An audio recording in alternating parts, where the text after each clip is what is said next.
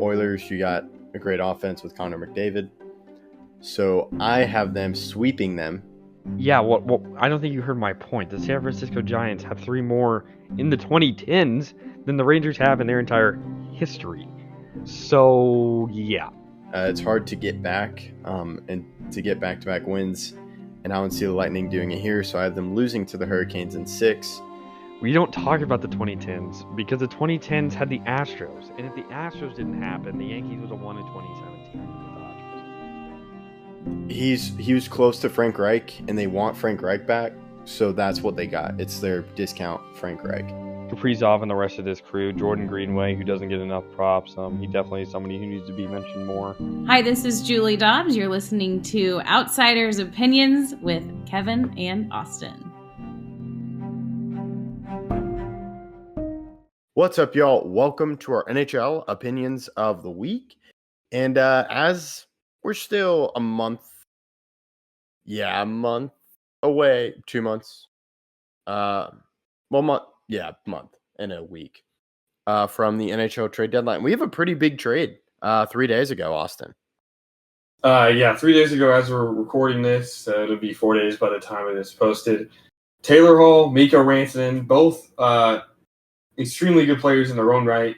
Mikko is still a point-per-game player. Taylor Hall is not that anymore, but he's still a solid addition. And they also got, I believe, Jack Roslovic in the trade. And then the Avalanche are getting Martin Necas, Jack Drury, a second-round pick, and a fourth-round pick. And then Chicago is retaining half of Rantanen's salary and also getting a third-round pick for that, and also Taylor Hall.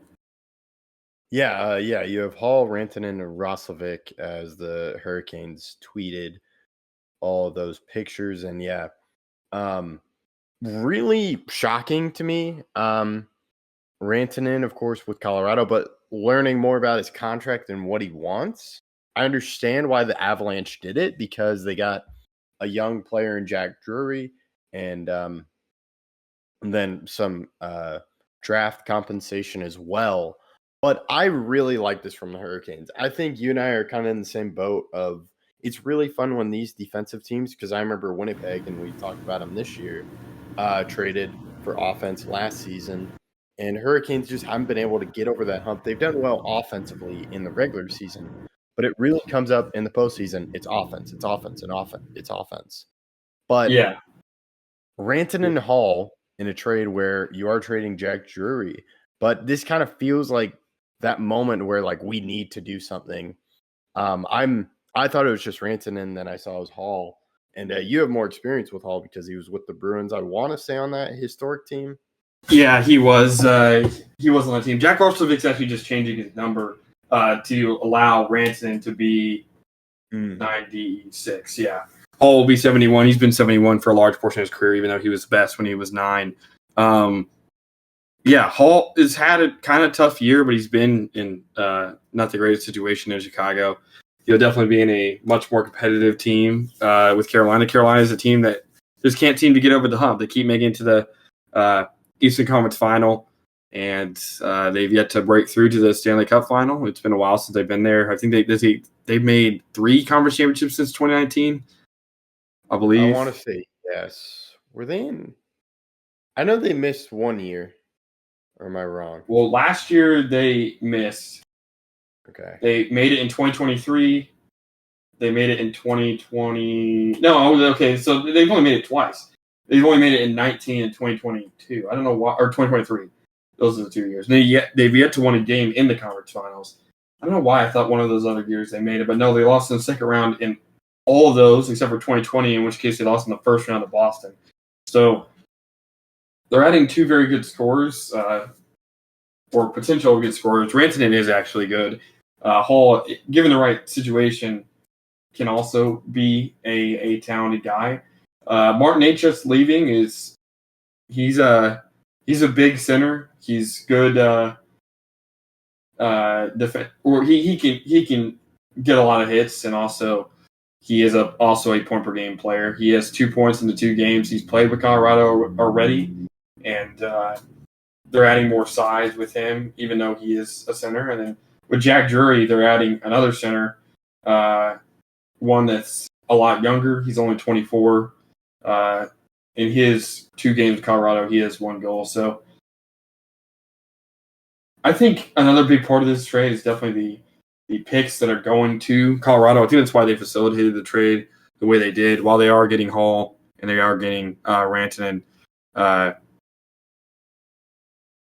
it's not like they're going down a crazy amount in this trade. Rantanen's obviously an extremely talented player, and he's been with them through the Cups and through a lot of the ups and downs that they've had since they've drafted Nathan McKinnon. But to get a 2nd and 4th round pick with Martin Necas, a point per game player, and adding size with him, I think is really important. Yeah, and I think this is kind of a move where with the Avalanche, you've paid guys. You've paid McKinnon. And then you, of course, think they are paying Makar, but they're probably going to have to pay Makar more. Rantanen wanted $14 million a year because he has the same agent as Leon Draisaitl. And so this is where you kind of have to make moves of, okay, we have Rantanen.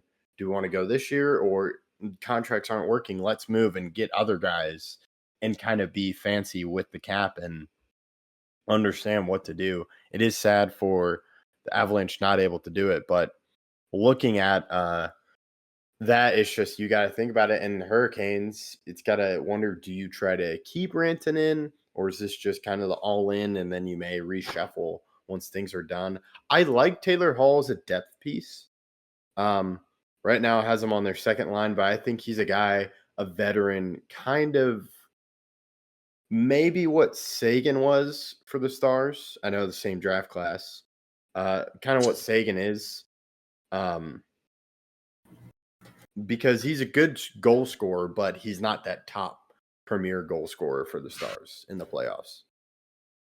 Yeah, Hall could have his moments. Sagan this year has only played 19 games though, and Sagan does have 20 points in those 19 games, but he's just not been healthy. He hasn't played since the 1st of December, so we'll have to see how Sagan comes back to form, if he does, or if not, what really happens there. But with Hall, he's a good depth scoring option now, but he's one of those players that you can always see flashes. Like, he had a couple games in Boston where, like, wow, I can see how that guy won a heart.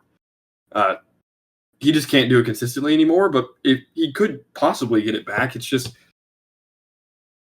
to take a lot because he's been on a consistent decline ever since he left New Jersey.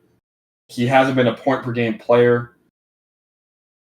since New Jersey. His best season since was 21-22 with Boston, where Boston, he had 61 points with Boston. He was also on, like you mentioned, the 2023 Boston. He had 135 points in that regular season, but Taylor Hall only had 36 points in those 61 games. So he's playing right now in his first game in Carolina. He played 11 minutes and 36 seconds. He's been averaging around 15 minutes per game with Chicago. He had 24 points in 46 games, but he still has a long way to go if he's ever going to return to that type of player. But he's definitely a great depth scoring option. He has moments in games where you can tell, like, he's not your average depth scorer, is the way I'd put it. He has flashes where he is the best player on the ice for 15 seconds, and there's nothing you can do about it. But he also has moments where he has gaps, and he can't always be relied upon to be a scoring option. But when he is on fire, he's a great addition. Yeah, and so I think this is a trade kind of like it's always winners and losers in trades. This is, you really got to see what happens. I think if Carolina wins the Stanley Cup final, then of course this is a great trade, and Rantanen and Hall are big parts of that, I would assume. But you could also argue for the Avalanche. They do well in the playoffs. Of course, if they win the Stanley Cup, they'll have a leg up on the trade. But to me, it's more of a future thing. Like, do they have this constant success over the next few years where they're consistently in the playoffs and thought as a contender?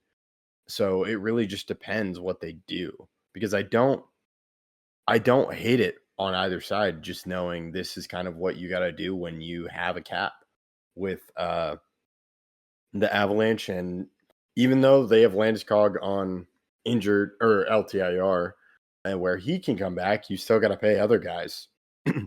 So I'm very interested. So I would almost call it like a draw. Like, let's see.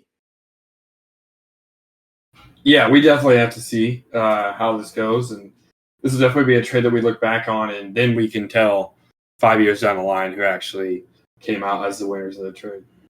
Yeah, definitely agree about that. But really love the aim and kind of the goals of this trade from what we see. And yeah, we'll keep you updated on other trades. I'd be surprised if there's another big trade like this.